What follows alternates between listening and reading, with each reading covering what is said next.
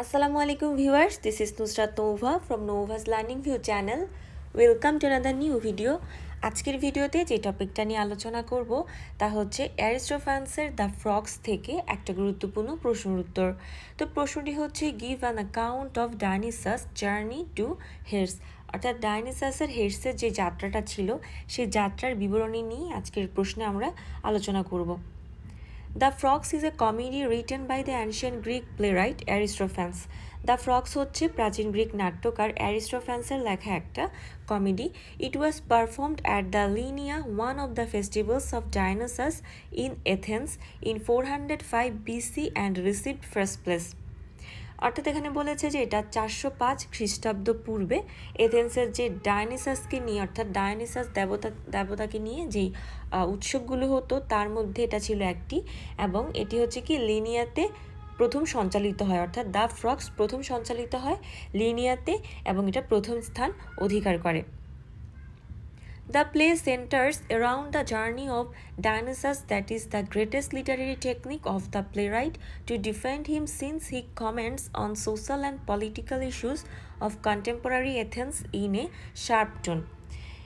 মূলত এখানে বলেছে যে নাটকটা ডায়নিসাসের যাত্রাকে কেন্দ্র করেই ছিল, অর্থাৎ ডায়নিসাস হেরসে যাবে এমন যাত্রা নিয়েই মূলত নাটকটা ছিল, এবং এই নাটকের মধ্য দিয়ে মূলত অ্যারিস্টোফান যেটা করতে চেয়েছেন যে তিনি তখন তার সমসাময়িক সমাজের যেই সামাজিক ও রাজনৈতিক বিষয় সামাজিক এবং রাজনৈতিক বিষয়গুলো নিয়েই মূলত এখানে তুলে ধরতে চেয়েছেন, এবং সেই বিষয়গুলো তীক্ষ্ণ সুরে তিনি মূলত মন্তব্য করেছেন দ্য ফ্রগস নাটকের মধ্য দিয়ে। The background of the journey. Aristophanes wrote this play during the last year of the Peloponnesian War between Athens and Sparta. Athens এবং স্পার্টার মধ্যে পেলোপনেশিয়ান যুদ্ধের শেষ বছরে অ্যারিস্টোফান্স মূলত এই নাটকটা রচনা করেন। The dramatist, based on the patron of drama, Dionysus, asserts that the decline of Athens is the reason for God's journey to Hades. নাটকের যে পৃষ্ঠপোষক ডায়নিসাসের উপর ভিত্তি করে মূলত নাট্যকার দাবি করেন, অর্থাৎ অ্যারিস্টোফান্সের মূলত মুখপাত্র এখানে ছিল ডায়নিসাস, কিংবা হচ্ছে অ্যারিস্টোফান্স নিজের কথাগুলোকেই ডায়নিসাসের মধ্য দিয়ে এখানে প্রেজেন্ট করেন এবং বলেন যে অ্যাথেন্সের পতনই মূলত হেরসে যাত্রার কারণ ছিল। অর্থাৎ অ্যাথেন্সের এই পতনের জন্য সমসাময়িক অবস্থার জন্যই মূলত ডায়নিসাসের হেরসের যাত্রাটা প্রয়োজন ছিল, প্লাস হচ্ছে এই পতনের জন্যই যাত্রাটা মূলত হয়েছিল। Purpose of the journey. Dionysus, who is the protagonist of the satirical comedy, tells before Heracles, also known as Hercules in Roman and modern West, that he wants to go to Hades with his slave Xanthias of his free will.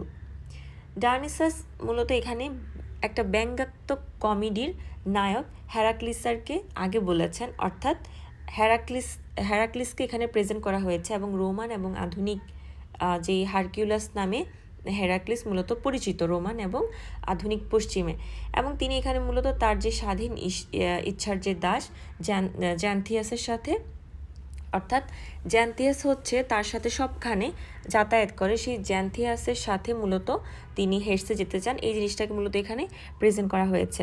He basically plans to go down Hades because he needs a talented poet to revive tradition and morality in the demos of Athens, which is why he longs for Euripides. তিনি মূলত হেরসে যাওয়ার পরিকল্পনা করেন কারণ অ্যাথেন্সের জনগণের ঐতিহ্য এবং নৈতিকতাকে তিনি পুনরুজ্জীবিত করতে চান। পুনরুজ্জীবিত করার জন্য তার একজন প্রতিভাবান কবির প্রয়োজন ছিল, তাই তিনি ইউরিপিডসের জন্য মূলত হেরসে যান, অর্থাৎ তিনি মনে মনে চেয়েছেন যাতে ইউরিপিডসকে তিনি হেরস থেকে তিনি ফিরিয়ে আনতে পারেন। Adventures of the journey. Aristophanes has described the epic-like adventures of Dionysus on the road of Hades, particularly for two purposes. অ্যারিস্টোফান্স মূলত দুটা উদ্দেশ্যের জন্যই হেরসের যাত্রা করেন, এবং ডায়নিসাসের মতোই অর্থাৎ ডায়নিসাসের মধ্য দিয়ে মহাকাব্যের এই অ্যাডভেঞ্চারের বর্ণনাটা তিনি করেন। To arouse laughter is the fundamental term for refers to banter different social and political aspect of contemporary society. মূলত এখানে তিনি হাস্যকরভাবে মূলত এখানে এই যাত্রার এই ম্যাটারটা তিনি স্বতঃস্ফূর্তভাবে প্রকাশ করেছেন এবং হচ্ছে সমসাময়িক যে সামাজিক ও রাজনৈতিক দিকগুলো সেগুলোকে তিরস্কার করার জন্য মূলত এই জার্নিটা, অর্থাৎ এই জার্নির মাধ্যমে তিনি মূলত তখনকার সময়ে যে সামাজিক রাজনৈতিক যে অবস্থা সেই অবস্থা বা যেই দিকগুলো ছিল সেগুলোকে তিনি তিরস্কার করতে চেয়েছেন। Mocking on the rank, Dionysus with his slave launches his trick after having instruction from Heracles. ডায়নিসাস তার কৃতদাসের সাথে হেরাক্লেসের নির্দেশ পাওয়ার পর তার যাত্রা তিনি কি করেন, শুরু করেন। অর্থাৎ হেরাক্লেস যখন তাকে, হেরাক্লেস হচ্ছে যিনি একবার পাতাল থেকে ফিরে এসেছেন, ওখানে গেলে সবসময় সবাই ফিরে আসে না, তো তিনি হচ্ছে সাকসেসফুলি ফিরে এসেছেন এবং তাই ডায়নিসাস তার পরামর্শ নিয়ে কি করেন, যাত্রা শুরু করেন, তার সাথে যায় তার slave জেন্থিয়াস। When they reach the shore of the Styx River or Acheron Lake, the ferryman Charon relates that a slave is not allowed to cross the lake with his master. যখন তারা স্টেক্স নদী বা অ্যাচেরন হ্রদের তীরে পৌঁছায় তখন একজন ফেরিম্যান ছিল সেখানে চারণ, তিনি বলেন যে একজন কৃতদাস কখনোই তার যেই মাস্টার থাকে তার মাস্টারের সাথে কখনোই সে ফেরি পার হতে পারবে না বা পারে না। So the servant has to take turns while crossing the lake around the bank. Xanthias is to face bars since. On the other hand, Dionysus is greeted by the song of chorus, namely frogs, from which the name of the first has been named. এখানে যেটা বলেছে যে তাই মূলত এখানে তারা পালা করে যেতে চেয়েছেন, অর্থাৎ একজনের পর একজন এভাবে যাবেন, তাই হ্রদের পাশ দিয়ে মূলত জেন্থিয়াস কী করছিলেন, অর্থাৎ পাড়ি দিচ্ছিল জেন্থিয়াস, এবং তিনি তখন জেন্থিয়াস তখন বিভিন্ন উদ্ভট বিভিন্ন দৃশ্য তিনি দেখতে পান এবং এই জিনিসটার মুখোমুখি হয়। এবং অন্যদিকে যেটা দেখা যায়, ডায়নিসাস ফ্রগস নামক কোরাসদের গান দ্বারা স্বাগত হয়, অর্থাৎ যখন তিনি যাচ্ছেন পাতালপুরি রাস্তা দিয়ে বা ফেরি পার হচ্ছেন তখন মূলত ফ্রগস নামক কয়েকজন কোরাস সে হচ্ছে স্বাগত জানায় তাদের গানের মাধ্যমে, এবং সেটাকে এইভাবে হচ্ছে একটু প্রহসন করা হয়েছে যে ব্রেকে কেক্স কোয়েক্স কোয়েক্স, অর্থাৎ এরকম একটা লাইনের মাধ্যমে মূলত এটাকে একটু হাইলাইট করা হয়েছে। The barrenness of Athens, Aristophanes can be compared with Iliad is respect of presenting West Athens, অর্থাৎ এখানে অ্যাথেন্সের জিনিসটাকে মূলত, অর্থাৎ অ্যাথেন্সের যেই খারাপ দিকগুলো বা অ্যাথেন্স যে একটা ব্যারেননেসে পড়ে গেছে এই জিনিসটাকে তিনি উপস্থাপনের ক্ষেত্রে অ্যারিস্টোফ্যান্সকে তিনি এলিয়টের সাথে মূলত তুলনা করেন।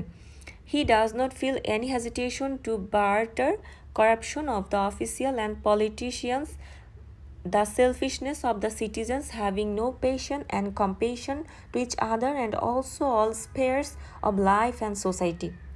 তিনি যে কর্মকর্তা এবং রাজনীতিবিদদের দুর্নীতি, নাগরিকদের স্বার্থপরতা এবং একে অপরের প্রতি যে একটা অনুরাগ সহানুভূতি না থাকা এবং জীবন ও সমাজের সর্বক্ষেত্রে যে বিরোধিতা, এই সব কিছু নিয়ে তিনি মূলত এখানে কোনো রকম দ্বিধাবোধ করেন না বা এই রিজনগুলোই তিনি তুলে ধরেন এবং এই রিজনগুলোর জন্য মূলত এথেন্সকে একটা ব্যারেননেসে পতিত হয়।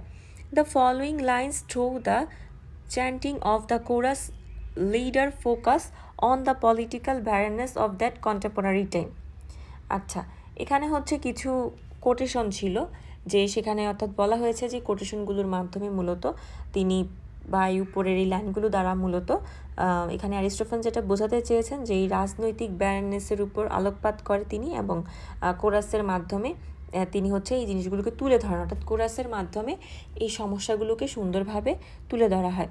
The judgement of the contest, Aristophanes has the power to create humor and sagacity within human beings in a very exceptional way, since he is the first in the canon of Western literature to manage a poetic debate between two greatest asserts, poets Euripides and Aeschylus.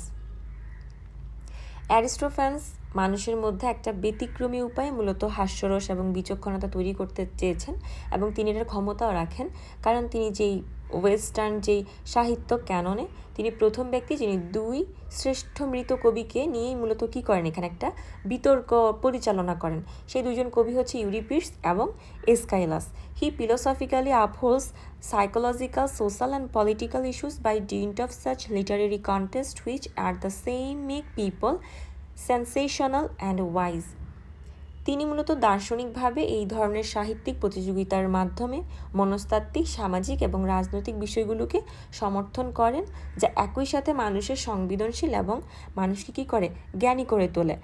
দো it becomes top for Dionysus as a judge to select the most talented poet because they are really sagacious, অর্থাৎ যদিও বিচারক হিসেবে ডায়নিসাসের পক্ষে সবচেয়ে প্রতিভাবান কবিকে নির্বাচন করা কঠিন হয়ে পড়ে, কারণ তারা সত্যি বিচক্ষণ ছিল, অর্থাৎ দুজন কবি এতটাই বিচক্ষণ ছিল যে ডায়নিসাসের পক্ষে যে কোনো একজনকে সিলেক্ট করা খুব কঠিন হয়ে পড়ে।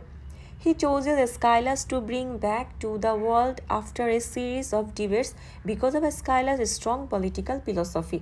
তিনি এসকাইলাসের শক্তিশালী রাজনৈতিক দর্শনের কারণে তিনি মূলত এই বিতর্কের পর পৃথিবীতে ফিরিয়ে আনার জন্য এসকাইলাসকেই মূলত ডায়নিসাস বাছাই করেন। Thus Dionysus takes the side of the Aeschylus, changing his first intention as Euripides to meet the demand of the time. This is a very crucial message for human beings forever and ever and ever. এসকাইলাসের তিনি মূলত এসকাইলাসের শক্তিশালী যে রাজনৈতিক দর্শন তার কারণে আমরা দেখেছি তিনি এসকাইলাসকে বাছাই করেন এবং এইভাবেই ডায়নোসাস এসকাইলাসের পক্ষ নেন এবং তিনি মূলত সময়ের চাহিদা মেটাতে, সময়ের চাহিদা বলতে তখনকার এথেন্সের যেই অবস্থা ছিল, সিচুয়েশনটা হ্যান্ডেল করতে তিনি মূলত ইউরিপিডসের পরিবর্তে তিনি এসকাইলাসকে তিনি ওখানে অর্থাৎ এথেন্সে ফিরিয়ে নেওয়ার জন্য সিলেক্ট করে এবং চিরকাল এবং সর্বদা মানুষের মধ্যে এটা একটা গুরুত্বপূর্ণ বার্তা হয়ে থাকবে। Conclusion: from the perspectives of the above discussion, it is obvious that Dionysus' journey to Hades is just a vehicle to vilify the contemporary crisis of Athens and find the ultimate solution to. উপরোক্ত আলোচনার থেকে আমরা বলতে পারি যে কি, যেটা স্পষ্ট যে ডায়নিসাসের হেডসের যাত্রা অ্যাথেন্সের সমসাময়িক যে সংকটগুলো ছিল সেই সংকটগুলোকে তুলে ধরা এবং চূড়ান্ত সমাধান খুঁজে বের করা, এই জার্নিটা ছিল মাত্র একটা বাহন। অর্থাৎ এই জার্নিকে ব্যবহার করেই মূলত অ্যাথেন্সের সমসাময়িক সংকটকে তুলে ধরতে এবং সমাধান খুঁজতেই মূলত অ্যারিস্টোফানস ডায়নিসাসের মধ্য দিয়ে, একটা জার্নির মধ্য দিয়ে এই সমস্যাগুলো তিনি সমাধান করতে চেয়েছেন। তো আজকের ভিডিওটি এতটুকুই, আশা করছি তোমরা বুঝতে পেরেছো।